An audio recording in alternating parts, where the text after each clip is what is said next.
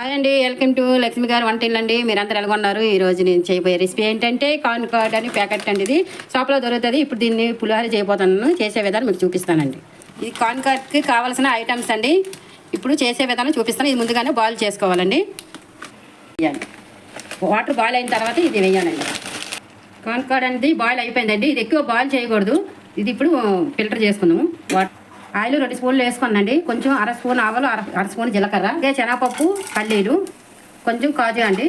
అలాగే onion of చాలండి, ఎక్కువ వేయకూడదు ఆనియన్. దానికి సరిపోనంత పచ్చిమిర్చి, కొంచెం అంత కరివేపాకు, అర స్పూను పసుపు వేయాలండి. చూడండి, మంచిగా అనేది పప్పులంటే మంచి కలర్ రావాలి, మంచి ఫ్రై అవ్వాలి. ఇప్పుడు దీనికి సరిపోనంత కొంచెం సాల్ట్ వేయాలి. తర్వాత మనం సేమియా వేసినాక చూడండి, ఇది అయిపోయింది సేమియాలాడిది. ఇప్పుడు కొంచెం నిమ్మరసం వేసి కొత్తిమీర వేసి ఆఫ్ చేయడమేనండి. ఇది మార్నింగ్ బ్రేక్ఫాస్ట్ లాగా చేసుకోవచ్చండి. ఈ రెసిపీ మీకు నచ్చినట్టయితే లైక్ చేయండి, షేర్ చేయండి, సబ్స్క్రైబ్ చేసుకోండి. Thank you.